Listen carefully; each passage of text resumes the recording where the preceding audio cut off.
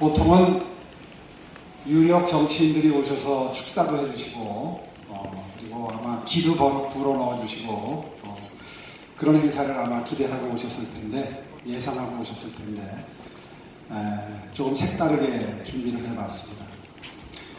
오늘 발간된 여러분들이 접하시게 된 이 미래라고 하는 책은 사실은 우리의 한 5년 뒤, 10년 뒤 가까운 미래에 어떤 정책적 준비가 필요한가 하는 데 대한 제 고민을 담은 책입니다. 사실 북핵 폐기가 당장 우리의 참 큰 숙제고 염원인데 그렇게 성공적으로 목표를 달성할 가능성이 점점 낮아지고 있습니다. 그렇다면 우리는 지금 어떤 전략을 세우고 어떤 정책을 펴야 하느냐. 또 저출산 고령 사회가 이제 보편적인, 우리가 받아들일 수밖에 없는 현실로 등장을 하는데, 과연 그것이 우리 사회를 어떻게 바꿀 것이며 우리는 어떤 정책적 고민을 미리 해야 그 후유증을 최소화할 수 있겠는가. 또 4차 산업혁명 얘기를 누구든지 다 하는데, 그리고 그것이 우리가 앞으로 먹고 살기 위해서 가야 할 길이라고 이야기하는데, 과연 우리는 그 준비가 되어 있는가. 그리고 그것으로부터 국부를 창출할 정책적 고민이 충분한가. 그리고 현재 이 문재인 정부는 이 세 가지 화두에 대해서 과연 바람직한 방향으로 나아가고 있고 준비를 하고 있는가. 이런 문제의식을 가지고 이 책을 집필을 했습니다. 사실은 책을 좀 많이 사서 보시도록 하려면 궁금증을 자극해야 되는데, 저자로서는 좀 미치는 장사를 하는 것 같습니다. 강연만 듣고 이게 아마 모르긴 몰라도 이제 유튜브나 이런 형태를 통해서 대중에게 공개가 될 가능성도 있는데, 이제 그렇게 되면 책은 좀 안 팔릴지 모르지만, 그러나 여러분과 함께 이 문제를 고민한다는 차원에서 과감하게 내용을, 과감하기보다도 친절하게 내용을 여러분과 공유하기로 결심을 했습니다. 지나치게 친절한 저자이면은 분명할 텐데요. 그럼에도 불구하고 많이들 사주셔서 주변에 저의 생각이 많이 퍼져나가기를 진심으로 바랍니다. 한 3시간 정도를 잡아서 원래 이게 미래를 보는 세계의 책이라는 부제가 붙은 책이거든요. 그래서 방금 전에 말씀드린 그런 순서로 3개로 나눠서 처음에 해볼까 생각을 했는데, 그렇게 되면 너무들 지치실 것 같아서요. 앞에 2개 서론 부분과 북핵 이후의 한반도를 한꺼번에 하고, 그 다음에 중간에 좀 쉬고 또 저자 사인도 좀 하고 휴식 시간을 좀 가졌다가 뒤에 부분 저출산 고령 사회와 4차 산업혁명을 하는 것으로 오늘 순서를 그렇게 잡아보겠습니다. 다소 지루하시더라도 끝까지 경청을 해주셔서 앞으로 대한민국 보수가 나아가야 될 길이 어떤 정책으로 구현될 가능성이 있는지, 그리고 제가 앞으로 자유한국당의 지도부가 되면 어떠한 정체성을 가지고 당을 이끌게 될 것인지 기대감을 가지고 지켜봐 주시기 바랍니다. 우연히 이런 사진을 발견해서 썼는데요. 한반도 같이 생겼는데 사실은 걸프만이라고 그래요.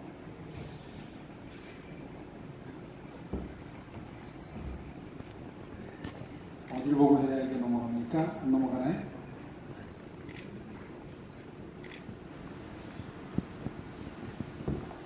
관계자, 이게 안 먹는데? 리모컨 미리 검증한 거예요?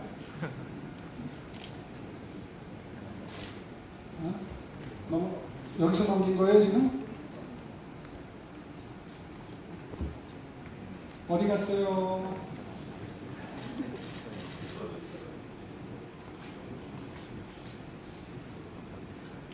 아니, 그렇게 하면 안 되고 이걸로 넘어가야 되는데, 이게 슬라이드가 한 200개 가까이 돼서 이게 먹어야 되는데 안 되네요.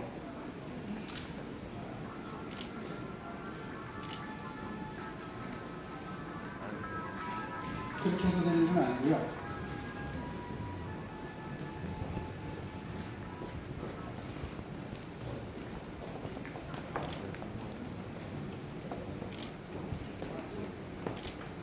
이광석 비서관,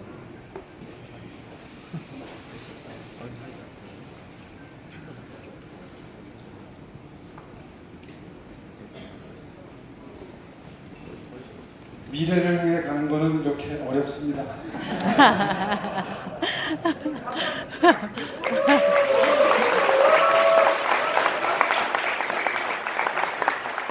기다려봐요. 되나? 손으로 하면 200개를 그렇게 못하는데? 어떻게 하려고 그래? 시험 안 해봤어요?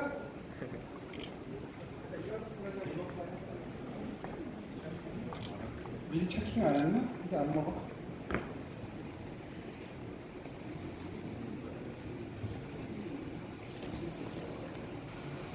오, 이제 되네요. 제가 기계를 잘 못 따라하는 거예요.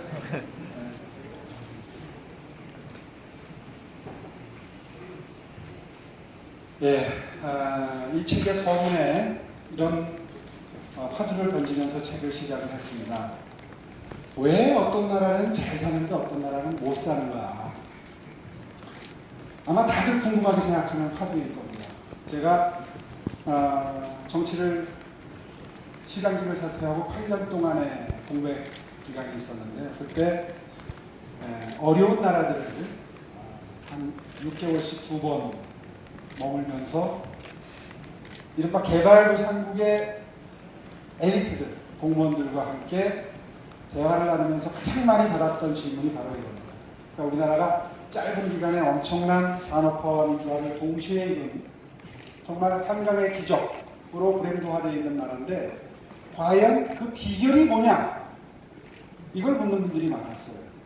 그래서 제가 오늘 원래 다루기로 했던 화두 앞에 그걸 잠깐 좀 다루기로 하고 있습니다. 실제로 역사를 보면 거기에 다 해답이 나와 있습니다. 이런 나라들이 그동안 이른바 세계적인 패권을 한 번씩 쥐고 흔들었던 나라들을 역사적으로 나열을 해본 건데요. 이걸 뭐 오늘 짧은 시간에 다 설명드리긴 그렇고 이 세 나라만 좀 잠깐 보면요. 여기에 유대인이라고 하는 분들이 존재가 뒤에 숨어 있습니다. 우리 흔히 교육도 잘 시키고 돈도 잘 벌고 노벨상도 많이 타고 아주 유능한 민족으로 알고 있지만 사실은 이분들이 서양의 경제 발전 역사의 뒤에서 어떤 큰 역할을 했는데 저는 이분들의 존재로부터 경제 발전의 노하우가 상징적으로 비춰줄 수 있다. 그런 관점에서 유태인의 초점을 한번 맞춰봤습니다. 잘 아시는 분이죠. 스티브 잡스. 유태인이라고 하는데요. 저렇게 그려놓으니까 비슷한 얼굴이지만 참 탐욕스러워 보이죠. 이 어쩌면 탐욕스러워 보일 수도 있는 이기적인 인간상, 이게 오늘날 전 세계적인 경제 발전을 가져온 원동력일지도 모르겠다. 무슨 뜻일까요? 한번 볼까요? 스페인이 처음에 패권국가로 등장을 하는데 우리는 세계사 시간에 전쟁을 통해서 스페인에서 네덜란드로, 네덜란드에서 영국으로 해전을 통해서 뭔가 주도권에 넘어갔다는 걸 역사책에서 많이 배웠는데 사실은 조금 그 이면을 들여다보면 실제로 스페인의 종교가 다양했는데 종교에 대해서 굉장히 관용적이었던 이른바 후교, 천주교로 통일이 됩니다. 레콘키스타라고 하는데 다시 이제 전부 다 통일을 했다. 종교적으로 통일이 되고 난 다음에 번영기에 들어가는데 그 바탕에 스페인 인구의 불과 7% 정도에 불과한 유태인들이 뒤에 있었다. 이 사람들은 글을 읽을 줄 알았고 계산에 능했고 그리고 중세의 그 엄혹한 시절에 뭔가 부를 창출할 수 있는, 관리할 수 있는 능력이 있었는데 그 비결을 무시하고 레콘키스타 이후에 이 사람들을 쫓아내는 바람에 이제 어느 정도 나라가 먹고 살만해지니까 전부 이제 부교로 통일을 하고 싶었던 거죠. 자세한 역사는 오늘 다 생각하겠습니다. 역사 공부하는 게 아닙니다. 이 사람들을 이렇게 홀대를 하고 내쫓고 나니까 나라가 무너져 내리기 시작했다. 이 사람들 덕분에 나라의 부가 가게된다는 것을 미처 깨닫지 못한 당시의 왕이 결정 내린 두 개의 칙령에 의해서 이 사람들이 탄압을 받고 쫓겨났는데, 그러면서 스페인 경제는 무너져 내리고 네덜란드로 집단적으로 많이 이주를 해갑니다.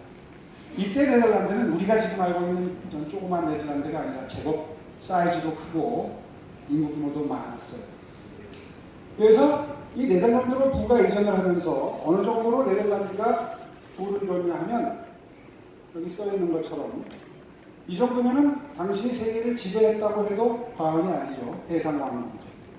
이 네덜란드 시절에 오늘날 부의 창출에 기반이 되는 기업이라고 하는 것의 초기 형태가 만들어집니다. 이게 동인도 회사라고 많이 들었던 그것이죠. 여기에서 주식을 발행하고 그것으로 위험부담이 큰 항해를 해서 돈을 버는 벤처라고 하는 형태의 초기 기업이 만들어지게 되고, 그것으로부터 네덜란드의 번영이 이루어지는데, 거기에 이제 이 신뢰와 신용이라고 하는 자본주의 사회의 기반이 마련이 됩니다. 오늘 시간 관계상 상세하게 설명은 못하겠지만, 자유시장 경제 질서가 이런 벤처의 탄생으로부터 시작이 되는데, 여기에서 영국으로 부가 이전하게 되면 그 뒤에 역시 유대인이 있습니다. 네덜란드로 이주했던 사람들이 영국으로 이주를 하게 되는데, 그 역사적인 배경은 오늘 다 생략을 하고, 영국에서 산업혁명을 통해서 뭔가 크게 오늘날 번영의 기반이 마련된 것으로 알려졌지만, 그 이전에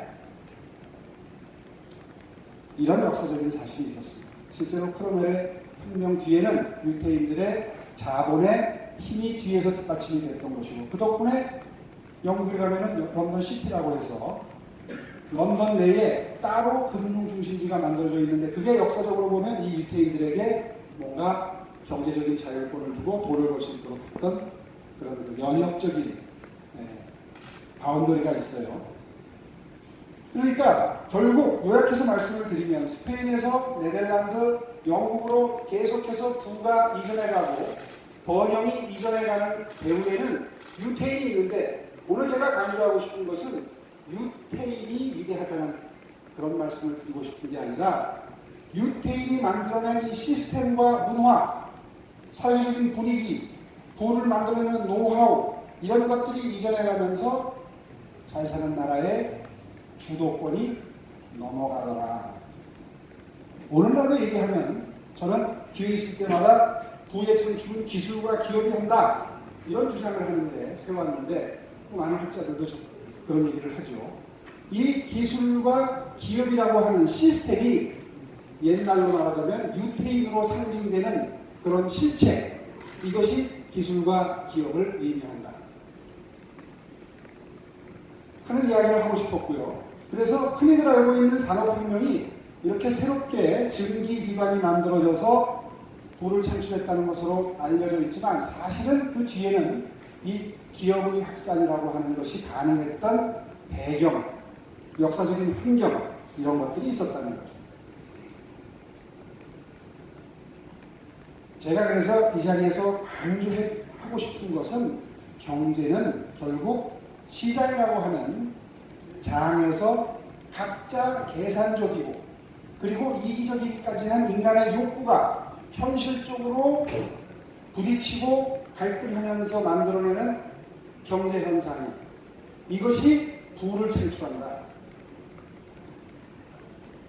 에드먼드 펠프스 같은 대본영의 원리를 지은 노벨 경제학상 수상자의 표현을 빌리면, 대단히 큰 어떤 산업적인 혁명에 의해서 서구의 경제발전의 역사가 분수령을 맞이한 것 같지만, 사실 그 바탕에는 하루하루 일상생활 속에서 자신의 창의성과 재능을 유감없이 발휘하고자 하는 도전과 모험에 정신이 있는 한 명 한 명의 개개인들이 각자 자신이 잘 살기 위해서 도전하고 모험하는데, 그 도전과정에서 성공하는 경우에는 부를 만들어내고 본인도 보람을 느끼는 것이고, 실패하는데도 그 실패의 노하우를 가지고 다음에 도전을 하면서 그런 어떤 사회적인 역동적인 분위기가 결국 부를 창출하는 바탕이 된다는 거죠.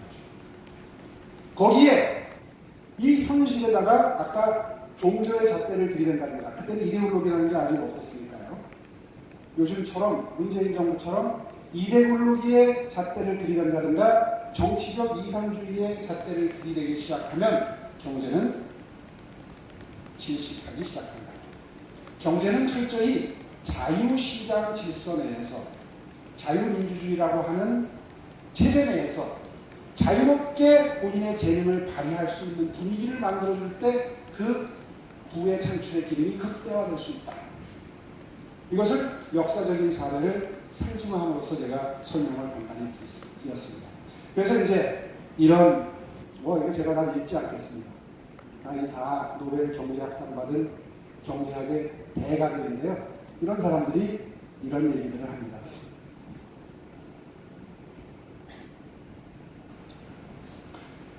굉장히 잘 정리된 책인데요. 베런 에스모글루의 국가는왜 실패하는가 하는 책에 각각 개개인들이 실패를 감수하고 창의성을 발휘하는 사회와 그것으로 부를 창출하는 사회와 남이 벌어놓은 것을 나누어 받는 데에 재미가 들리는 사회는 결국 경제 발전과 세태의 갈림길에 선다. 이런 얘기를 하고요. 아까 말씀드린 대로 에드먼스 페르스는 이런 이야기를 합니다. 각자 한 명 한 명의 경제 주체가 도전과 모험 정신으로 새로운 시도를 할 수 있는 사회 분위기를 진작할 때 비로소 언영의 바탕이 됩니다. 이 정부 들어서 소득주도 성장이라든가 여러분들이 들어본 그 많은 새로운 시도들이 과연 어느 쪽 길로 해당되는 정책적 선택이었는지는 제가 굳이 이 자리에서 말씀드리지 않겠습니다. 바로 그러한 경제의 기본 원리를 무시한 이상주의에 젖어서 혹은 이데올로기에 빠져서 경제정책을 실험을 하기 때문에 오늘날 같은 일자리 대참사와 경제성장률이 급전직하고 오히려 가난한 사람들이 더 가난하게 되는 빈부격차가 오히려 더 벌어지는 이런 현상들이 생긴다는 걸 이 책의 서론에서 일단 다루고 시작합니다. 자, 여기까지가 이제 이 책의 서론 부분이고요. 첫 번째 장, 북핵 이후의 한반도에 대한 이야기를 좀 하겠습니다. 먼저 북핵 이후의 한반도는 뭐 한 100페이지가 넘는 걸 간단하게 한 3, 40분에 줄이기가 쉽지가 않아요. 그래서 제가 고민을 좀 했습니다. 어떻게 정리를 할 것이냐. 이 책을 읽으면서 혹은 이 강의를 들으면서 이런 의문을 쭉 마음속에 한번 품고 그리고 이후에 전개되는 강의 내용을 들으시면 저자가 무슨 주장을 하고 싶구나 하는 것을 아마 빠르게 쉽게 정리하실 수 있을 것 같습니다. 쭉 눈으로 한번 보시고요.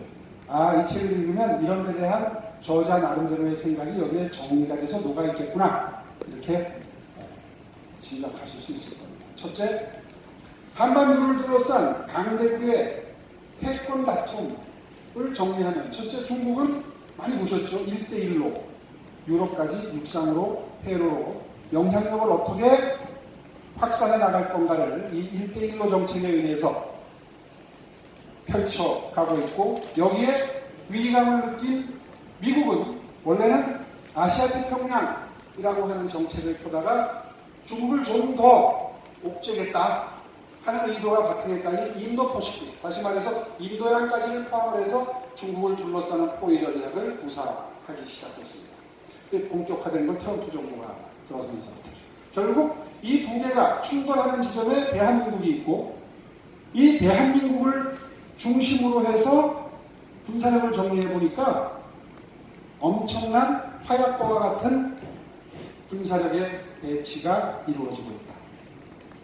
여기에서 좀 더 정리하게 들여다보면 중국의 전력 배치 상황을 보면요. 여기에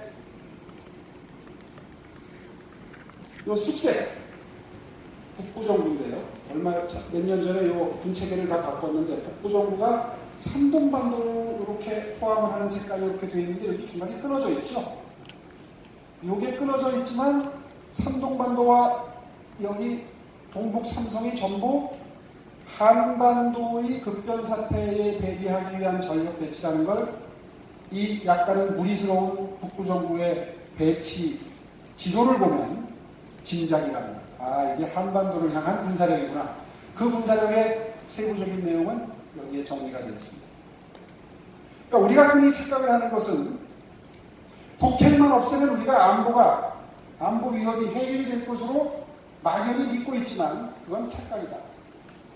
우리가 설사 백보를 양보해서 북핵을 해결한다 하더라도 우리에게 안보 위협이 되는 군사력이 중국만 하더라도 이렇게 배치가 됩니다. 러시아도 있고 일본도 있고 주변을 다 보지만 중국만 보더라도 이렇게 엄청난 군사력이 한반도를 향하고 있다 하는 걸 잊으면 안 됩니다. 하는 걸 강조하고 싶었고요. 자, 여기에서 이제 미국이 우리를 어떻게 보느냐. 우리는 미국의 대통령만 바라보고 있습니다만 미국의 전문가들이 대한민국을 어떻게 보느냐를 단적으로 알 수 있는 게 퍼거슨 보고서라고 하는 미국의 과학자연맹 회장이 몇 년 전에 내놓은 보고서를 보면 이 보고서는 특이하게도 한국의 핵무장 능력에 대해서 깊이 있게 연구를 해서 발표를 했는데 이게 세계에 공표하려고 하는 게 아니라 원자력을 연구하고 국방 전문가 되는 사람들이 돌려보기 위한 보고서였는데 이게 바깥으로 공개가 된 겁니다. 어연한 길에. 그런데 여기서 우리가 재미있는 힌트를 발견할 수 있습니다. 내용은 이렇습니다.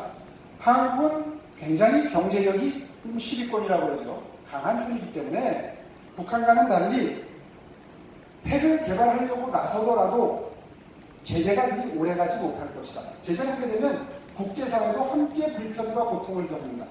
따라서 인도의 사례와 같이 인도가 핵을 개발했을 때의 사례와 같이 얼마 못 가서 제재가 해제될 수밖에 없다.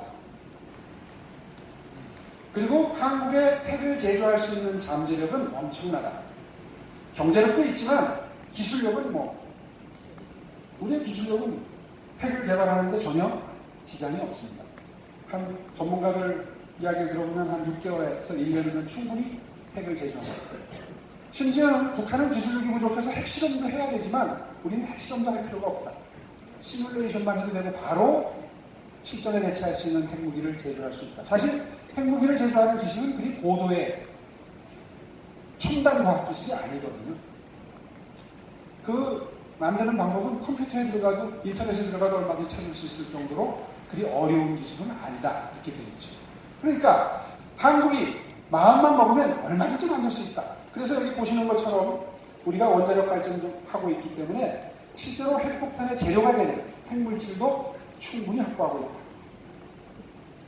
그리고 이게 중요한데요. 우리는 지금 우리가 핵개발을 얘기하면 마치 국제사회의 굉장한 제재와 저항에 부딪힐 걸로 지레짐작하고 우리 스스로를 자가검열을 하고 있지만 실제로 NPT에는 규정이 있습니다. 적대국이 핵을 보유하면 탈퇴하고 핵을 만들 수 있는 권한이 있는 것으로 이해 조항이 되어 있습니다. 우리 스스로 자제하고 욕구를 억제하고 있을 뿐이죠. 이렇게 분석을 하고 난 다음에 이 보고서는 이렇게 결론을 내립니다. 한국이 마음을 먹는다면 세 개의 시나리오가 가능하다. 첫째, 외교 압박용 핵폭탄을 제조할 수 있다. 꼭 적대적인 국가에 쓰기 위한 무기로서가 아니라 북한 핵을 제거하는 데에 그런 용도로 쓸 수 있는 중국과 미국을 압박해서 핵을 북한 스스로 폐기할 리가 없으니까 주변의 강대국의 힘을 이용을 해서 특히 중국의 영향력이 강한 중국을 압박하기 위해서 그 압박용 핵무기를 제조할 수 있다. 이게 만약에 전략이 잘 들어맞지 않아서 실패하는 경우에는 아마 본격적으로 핵무기를 생산하는 것도 가능할 것이다. 특히나 북한 정권 붕괴의 가능성이 있기 때문에 이때 중국군이 개입을 해서 한반도가 다시 전쟁의 위협이 높아지는 걸 막기 위한 그런 정도로라도 이 핵이 필요하다고 한국 정부는 생각할 가능성이 높다. 셋째, 이건 지금은 시나리오가 현실 가능하지는 않습니다. 한일이 힘을 합해서 핵을 개발할 수도 있다. 지금의 한일 관계를 전제로 생각해보면 사실 쉬운 건 아니죠. 어쨌든 이런 세 개의 시나리오를 언급을 하면서 결론은 한국한테 북핵의 위협으로부터 100% 안전하다고 하는 확신을 주는 수밖에 없다. 이 시나리오로 못 가게 하려면 미국이 원치 않는 거죠. 왜냐하면 한국이 개발하면 미국도 개발하고 일본도 개발하고 일본이 개발하면 또 연쇄적으로 아시아에 계속 파급 영향이 미친다. 이게 핵 도미노라고 하는데 이렇게 될 가능성이 있으니까 원치 않기 때문에 미국이 핵우산을 확실하게 제공하자. 결론은 그겁니다. 뭔가 감이 오지 않으세요? 아직도 살아계시는 외교의 대구죠. 미국의 중국의 빗장을 열어젖힌 닉슨 행정부 때에 역할을 했던 키신저라고 하는 걸출한 외교관이 아직도 생존하고 계시고 실제로 미국과 중국을 왔다 갔다 하면서 역할을 하십니다. 트럼프도 가끔 불러서 듣는다는 게, 이야기를 듣는다는 게 뉴스로 이렇게 증명이 됩니다. 양반이 이런 얘기를 하셨어요. 북한이 핵무기를 가지면 한국도 반드시 수준을 맞추려고 노력할 것이다. 국제사회 기준으로 보면 이게 당연한 선택입니다. 우리 스스로 자제하고 있을 뿐이죠. 모든 조건을 다 갖췄음에도 불구하고 자제하고 있을 뿐이죠. 키신저는 그렇게 얘기합니다. 왜냐하면 키신저는 실리 외교의 대부입니다. 국제사회에서 자비는 없다. 국제사회에서 대련은 없다. 힘 대 힘, 무력 대 무력. 이것이 외교의 ABC다. 힘의 논리로 국제사회를 흘러가는 것이다. 라고 하는 현실론을 펴는 세계적인 외교 전문가입니다. 이런 분 입장에서 보면 한국이 핵무기를 개발한다고 안 하는 게 이상하다. 그런데 실제 비즈니스의 세계에서 경력을 쌓고 미국 대통령이 된 트럼프와도 생각이 많이 일치하는, 그래서 뽕짝이 맞으니까, 마음이 맞으니까, 배짱이 맞으니까 불러서 얘기 듣는 거 아니겠어요? 트럼프의 생각도 아마 크게 다르지 않을 것이다. 실제로 트럼프도 대통령 되기 전에 한국에 핵 가지면 어떠냐 그런 얘기를 했었어요. 오해하지 마십시오. 제가 핵 개발을 하자고 해서 이 화두를 꺼낸 게 아닙니다. 이런 미국의 인식과 국제사회의 인식, 우리의 실력을 어떻게 북핵 폐기에 활용할 수 있을까 하는 고민을 하는 차원에서 드리는 말씀. 제가 지난주에 이 얘기를 했더니 모든 언론이 다 그런 건 아니지만 몇몇 언론이 오세훈이가 전당대회에 나가려고 우크릭을 한다. 극우적 발상을 한다. 이렇게 비판을 하는 걸 제가 봤습니다. 사실 제 이야기 듣고 보니까 그런 오해가 있을 법도 하죠. 그러나 분명히 하지만 핵개발을 하려는 게 아닙니다. 저는 야당의 입장에서 좀 더 우리가 선택할 수 있는 선택지를 넓히고 그리고 그걸 바탕으로 해서 정부 여당이 좀 더 융통성 있는 핵 폐기 전략을 국제사회와 논의할 수 있는 여지를 만들자 라는 차원에서 이 논의를 제기를 하는 겁니다. 일단 넘어가 보죠. 자, 그러면 이쯤에서 왜 김정은이 대화에 나왔는가를 우리가 정리해 볼 필요가 있습니다. 마치 이 정부는 본인들이 뭔가 평화 공세를 펼쳐서 북한을 대화의 장으로 끌어낸 것처럼 착각을 하고 있는 겁니다. 근데 실제로 북한이 우리의 평화 공세, 문재인 정부의 성에 있는 대화제입니다. 여기에 응해서 대화로 나왔느냐 한번 생각해 봅시다. 과거를 돌이켜보면 4차에 걸친 유엔 대북 경제 제재가 계속 강화됐습니다. 하나 설명드리지 않겠습니다. 실제로 북한의 경제 상황을 보여줍니다. 북한의 장마당 경제와 궁정 경제가 사실상 북한의 경제를 운용하게 하는 원리인데요. 그게 휘청휘청 굉장히 어려운 지점입니다. 맨 위에 써있는 노동신문, 이거는 체제를 유지하는 수단인데 저 발행을 원래 하던 대로 못할 정도로 어려워졌죠. 어려워졌습니다. 견디기 힘들었던 거죠. 다시 말해서 전 정권 때부터 시작됐던 대북 강력 경제 제재가 국제사회와 철저히 공조함으로써 비로소 북한이 대화에 나오지 않을 수 없는 상황이 됐다. 첫째. 두 번째는 기억하시겠지만 트럼프 정부가 들어서면서 엄청난 압박이 이루어집니다. 실제로 이거 다 신문 기사를 정리한 겁니다. 트럼프가 곧 국지적이긴 하지만 북폭을 할 수 있을 것 같은 분위기를 조성했던 것도 크게 한몫을 했죠. 세 번째, 거기다가 중국의 반응이 또 북한이 불안합니다. 두 번째 보면 만약에 미국이 외과 수술식 국부적인 타격을 해도 우리는 바로 전력을 북한에 넣을 생각은 없다. 38선을 미군이 넘어오면 그때는 우리가 좀 참기가 힘들다. 이런 얘기 들으면 김정은은 잠이 안 오죠. 더군다나 미국은 또 허답이라도 하듯이 휴전선 넘더라도 뭐 반드시 내려올 거다. 이렇게 얘기하니까 불안할 수밖에 없죠. 결국 결론을 내리면 이런 여러 가지 상황이 북한을 대화에 나오도록 만들어요. 결국 김정은은 작년 초쯤에 신년사를 통해서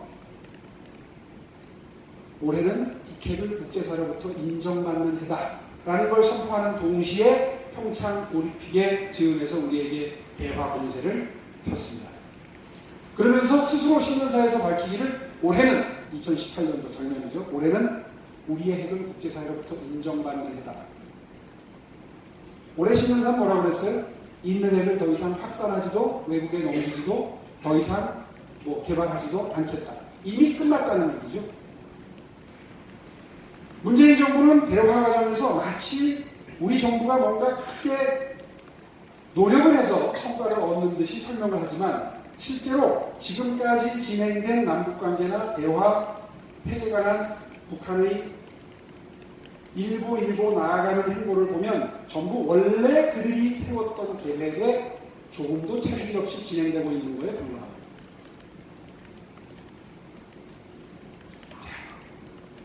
이런 분석은 이미 3, 4년 전부터 국제사회에 공유됐던 분석입니다.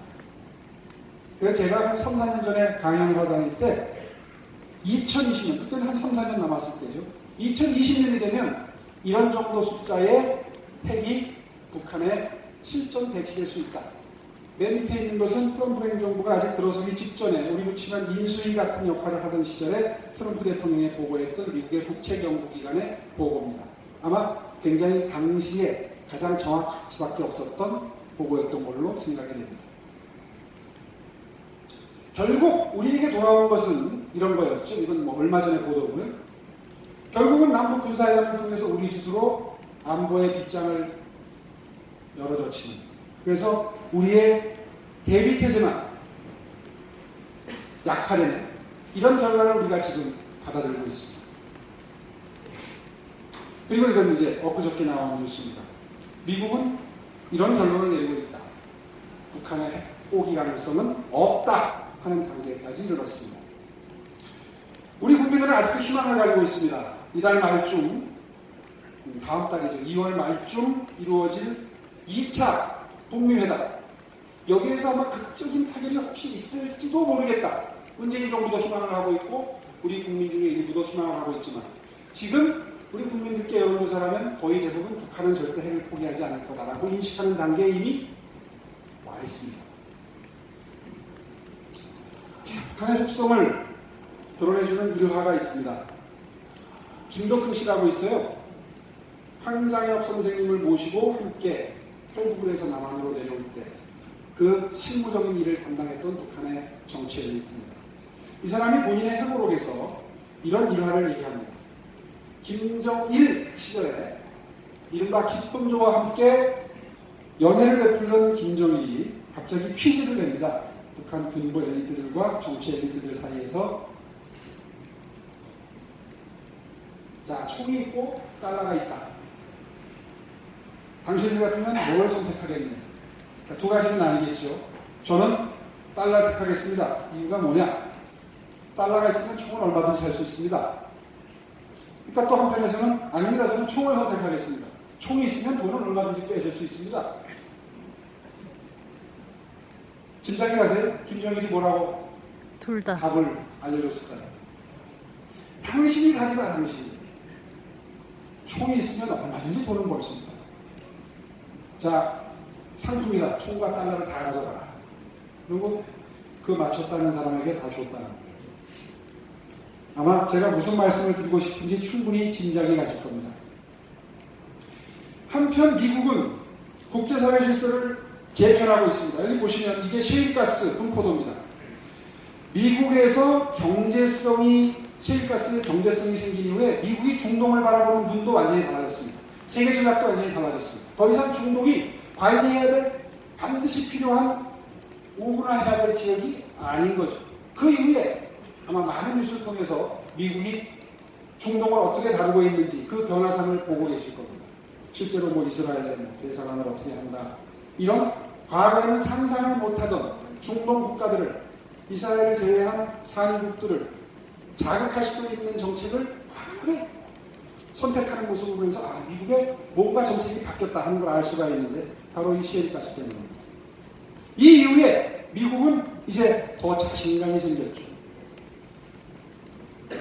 뒤쫓아오는 중국을 어떻게든 더 이상 방치할 수 없다는 미국 조야의 공감대가 트럼프 행정부의 미국 우선주의에 녹아들어서 지금 현재 여러분들이 목도하고 있는 미중 무역 전쟁이 실제로 치열하게 벌어지고 있고 그 승패는 어느 쪽으로 기울고 있는지 다 알고 계실 겁니다. 그런 와중에 대한민국은 어떤 선택을 했느냐? 사실 중국의 경도된 선택을 했다고 볼 수밖에 없죠. 과거에 대한. 그런데 결국 그런 행보가 중국으로부터 어떤 대접을 받았느냐는 여기에 보시는 이 기사들로부터 여러분들 다 경험했습니다. 실제로 한중 정상회담을 하러 갔다가 언론인이 폭행을 당하고 대통령은 혼밥 논란에 휩싸였던 장면을 기억하고 계실 겁니다. 결국 중국에 대한 경도된 정책이 중국으로부터 호의적인 반응을 얻어내지도 못했을 뿐만 아니라 미국으로부터도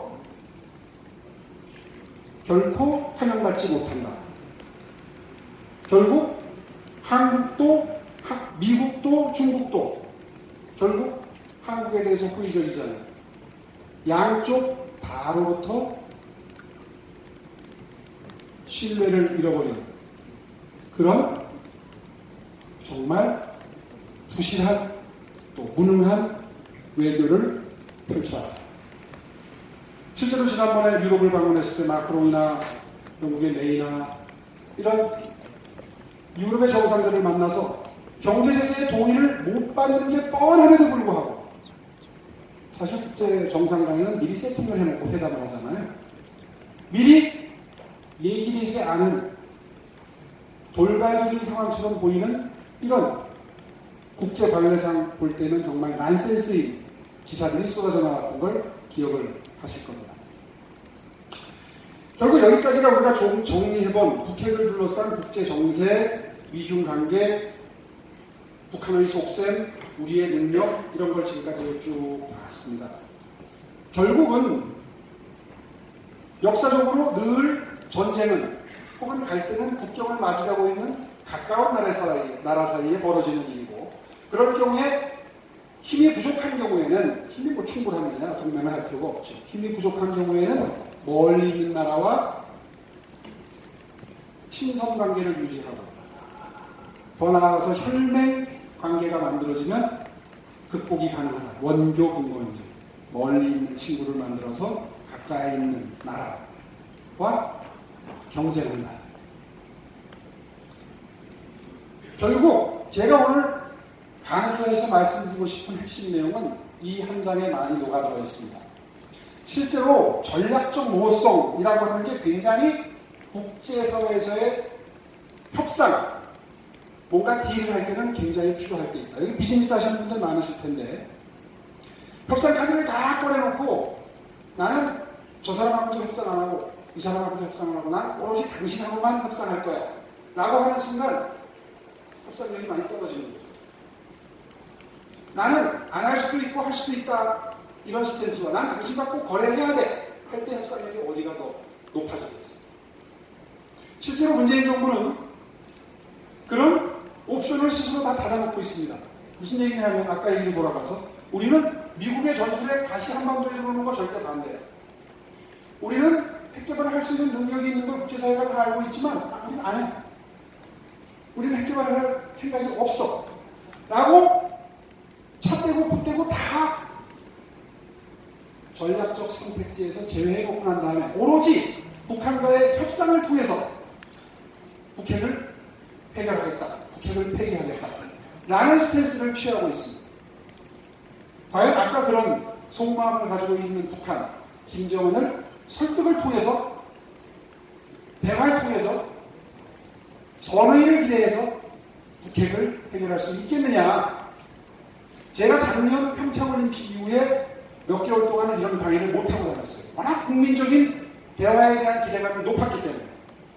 그런데 1년이 지나면서 이제 딱 1년 지났는데 우리 대한민국 국민 대부분이 이제 북핵 폐기는 대화를 통한 북핵 폐기는 물 건너가는 중이라는 걸 다 알게 되셨습니다. 자, 그렇다면 이즈음에 이르렀는데 이제 2월 말이면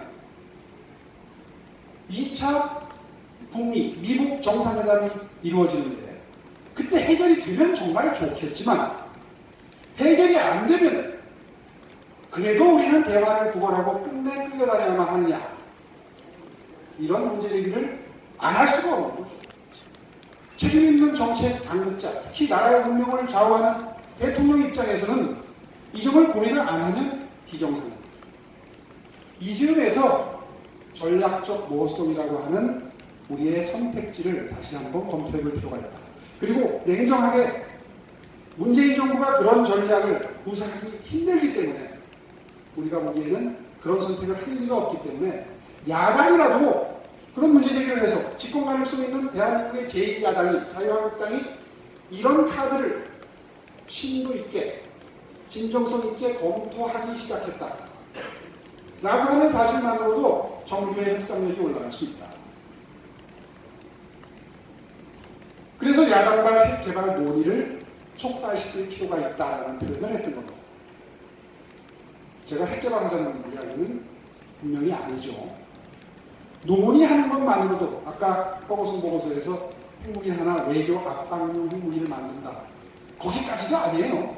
논의하는 것만으로도 한국의 드디어 국민들이 북핵 폐기의 냉정한 현실을 인식하기 시작하고 차선책 플랜 B를 검토하기 시작했다는 사실만으로도 중국을 굉장히 심란하게 만들 수 있다. 중국은 절대 말하지 않습니다. 한반도에 특히 대한민국이 핵을 가지는 거예요. 또 한 가지, 적어도 그렇게 하려면 우리는 일본을 벤치마킹할 필요가 있다. 무슨 얘기냐? 일본은 낙하선의 수상, 벌써 오래됐죠? 20년 됐나요? 낙하선의 수상이. 낙하선의 수상 때 핵 연료 재처리를 미국과 협상으로부터 얻어낸 바 있습니다. 우리가 핵무기를 개발하는데 6개월에서 1년이 걸린다면 일본은 한 3개월에서 6개월이면 맞는다고요.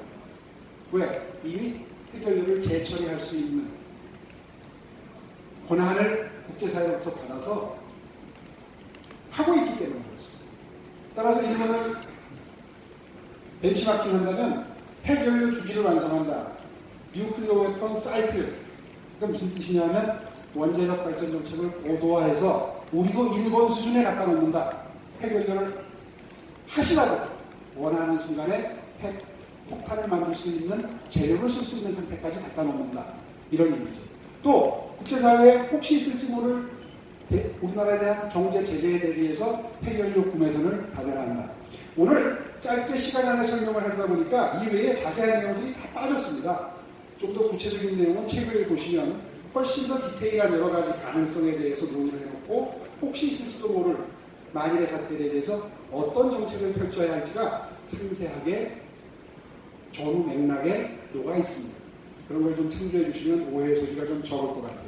오늘 제가 이렇게 친절하게 구구절절히 핵을 개발하자는 얘기가 아니라고 설명을 해도 또 내일이면 어떤 신문은 어떤 뉴스는 오세훈이 핵 개발하자고 또 주장했다고 쓸 거예요. 정말 걱정이 됩니다만 그러나 위험 부담을 안고 그런 주장을 안 할 수가 없는 시점입니다. 두고 보세요. 2월 말에 미국 북미 정상회담이 이루어지고 난 다음에 성과 여하에 따라서는 이제 암울한 현실로 들어갈 가능성도 있고, 그렇게 해서 우리에게 선택지가 없습니다.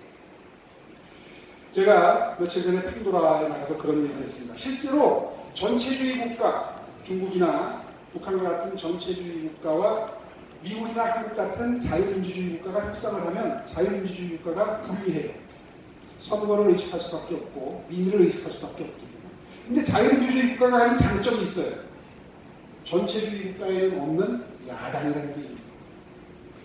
야당은요, 당장 정책을 펴는 주체가 아니에요. 따라서 이런 선택지를 얼마든지 현실의 협상장에 제공할 수 있는 기능이 있습니다. 이런 우리의 체제의 장점을 최대한 이용하자는 뜻도 여기에는 담겨 있습니다. 산업적 구조 개편은 무슨 얘기냐? 이게 왜 갑자기 핵하고 산업 구조 개편 얘기가 나오느냐? 이런 얘기입니다. 우리가 핵 개발하자 그러면 제일 경기를 할 게 중국이죠. 미국하고 미리 어느 정도 원자력 협상을 해서 정시작업을 해놓은 상태에서 만약에 논의 제기를 한다. 그러면 물론 협조가 잘 될 때 얘기입니다. 미국하고. 지금의 한미 관계 같으면 쉽지 않은 상황이지만 어쨌든 간에 가정을 해서 미국과 어느 정도 이심전심이라는 것도 있고요. 외교의 전략이라는 게 다 관리하지는 않는 거죠.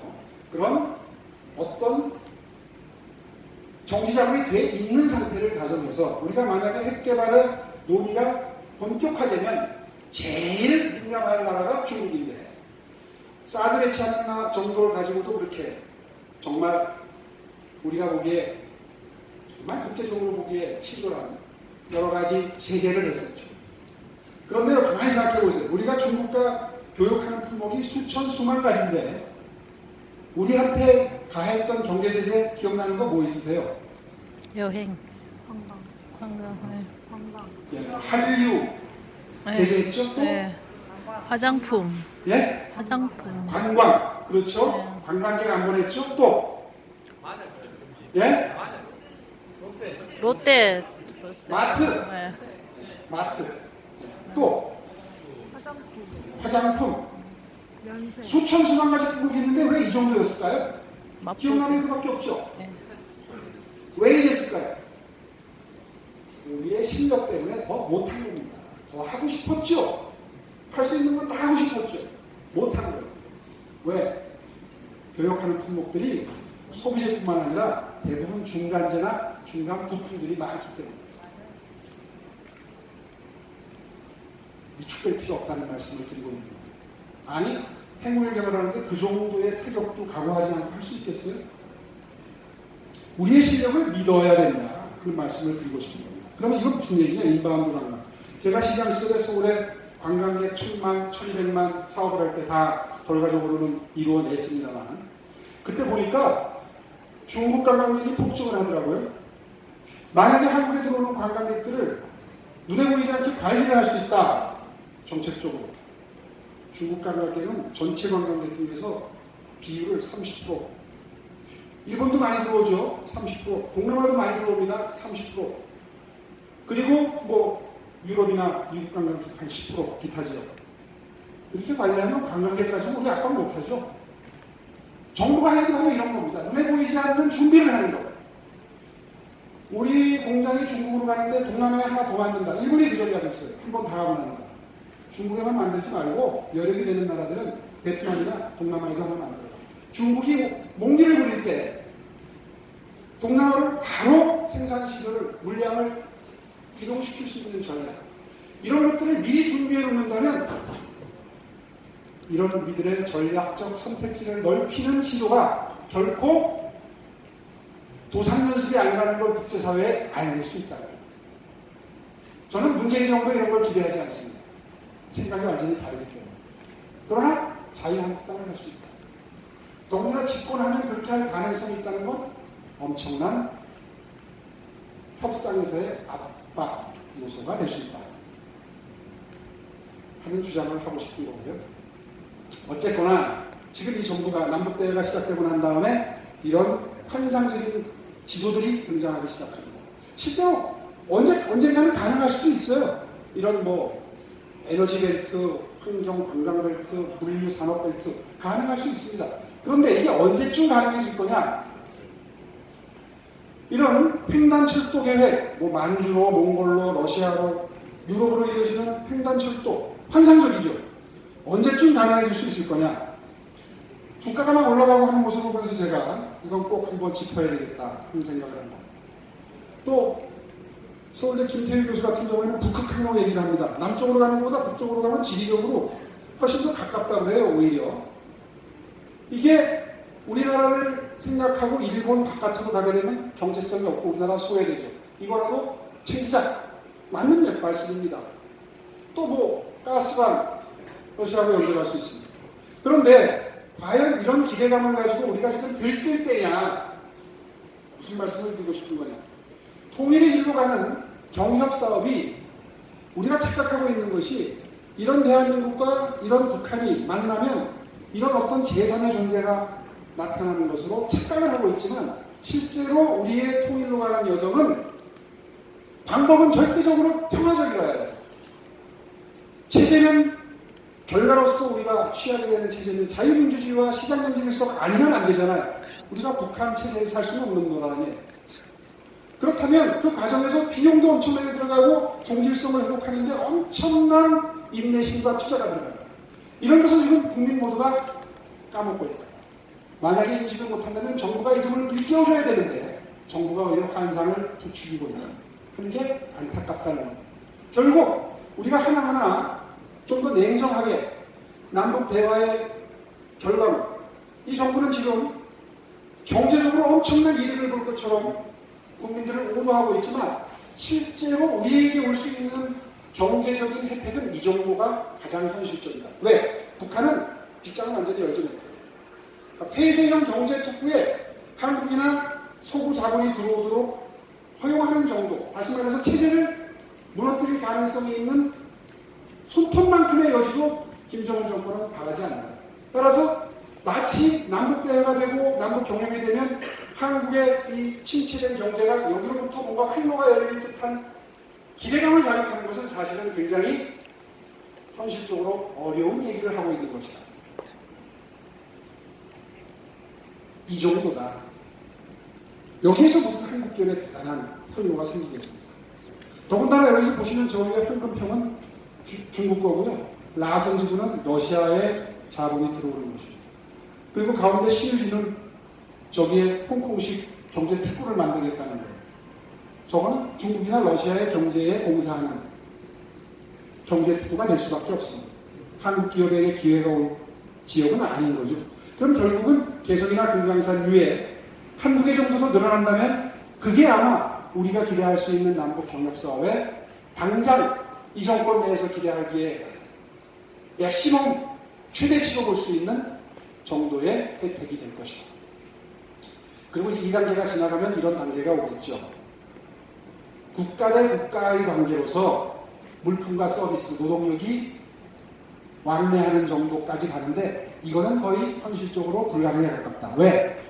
중국이나 베트남처럼 개혁개방을 해야 이게 가능한데 과연 김정은이 중국이나 베트남처럼 개혁개방을 하겠느냐. 거주 이전의 저희와 우리들이 알고 있는 여러 가지 인권, 제한 상황이 다 풀려야 저게 가능한데 가능하겠느냐. 한번 판단해 보시기 바랍니다. 결국은 저게 되더라도 인민 통제에 대한 불안이 손톱만치라도 느껴지면 개혁개방을 다시 퇴보시킬 가능성이 많고 몇 번의 그런 전진과 퇴보를 거쳐서 앞으로 나아가더라도 나가게 되는데 그 가능성을 한번 가늠해 보시라 하는 뜻에서 정리를 한 거고요. 따라서 마지막 단계가 이런 건데 이제 완전히 자유무역이 가능한 이제 국내 거래처럼 되는 거죠. 모든 경제 시스템, 경제, 금융, 기업, 노동, 사회 시스템이 다 일체화됐을 때 사실상 똑같아졌을 때 마지막 통일에 가까운 단계까지 되는데 이런 단계까지 가는데 얼마나 걸릴 것 같은지 한번 각자 상상력을 가지고 판단해 보시면 결코 이 정도의 환상, 장밋빛 환상 여기에 지나치게 경도되는 일이 생겨서는 안 되겠다 하는 말씀을 드리고 싶었습니다. 자, 이게 남북관계 마지막 슬라이드입니다. 결국 결론을 내리면 어떻게 되느냐? 북핵은 폐기돼야죠. 우리는 북핵을 이곳 할 수 없습니다. 그거는 엉터리 평화, 가짜 평화죠. 늘 북한이 마음만 먹으면 위협할 수 있는 평화죠. 그건 진정한 평화는 아니죠. 불종이죠.